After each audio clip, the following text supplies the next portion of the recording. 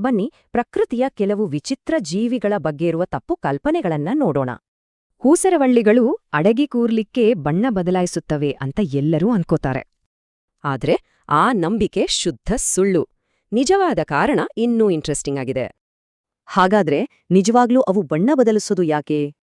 ಅವು ತಮ್ಮ ಮೂಡ್ ಹೇಳೋಕೆ, ದೇಹದ ಟೆಂಪರೇಚರ್ ಕಂಟ್ರೋಲ್ ಮಾಡೋಕೆ ಹೀಗೆ ಬಣ್ಣ ಬದಲಾಯಿಸುತ್ತವೆ. ಉದಾಹರಣೆಗೆ, ಸ್ಟ್ರೆಸ್ ಆದ್ರೆ ಕಪ್ಪಾಗುತ್ತೆ, ಹುಷಾರಿಲ್ಲ ಅಂದ್ರೆ ಬಣ್ಣ ತಿಳುವಾಗುತ್ತೆ. ಅಂದ್ರೆ ಅವು ಮನಸ್ಸಿಗೆ ಬಂದ ಬಣ್ಣಕ್ಕೆಲ್ಲ ಬದಲಾಗಲ್ಲ.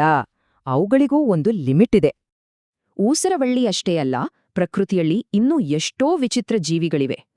ಮೊದಲನೆಯದು ಐ. ಇದು ತನ್ನ ಉದ್ದನೆಯ ವಿಚಿತ್ರ ಬೆರಳಿನಿಂದ ಹುಳುಗಳನ್ನ ಬೇಟೆಯಾಡುತ್ತೆ. ಇನ್ನೊಂದು ವಿಚಿತ್ರ ಬೇಟೆಗಾರ ಅಂದ್ರೆ ಸ್ಟಾರ್ ನೋಸ್ಡ್ ಮೋಲ್. ಅದರ ಮೂಗಿನ ಮೇಲೆ ಬರೋಬ್ಬರಿ 22 ಗ್ರಹಣಾಂಗಗಳಿವೆ. ನೋಡೋಕೆ ಸ್ಟಾರ್ ತರ ಕಾಣುತ್ತೆ. ಕತ್ತಲಲ್ಲಿ ಬೇಟೆ ಪತ್ತೆ ಹಚ್ಚೋಕೆ ಇದು ಹೆಲ್ಪ್ ಮಾಡುತ್ತೆ. ಇದು ಭೂಮಿ ಮೇಲಿನ ಅತೀ ವೇಗದ ಭಕ್ಷಕ.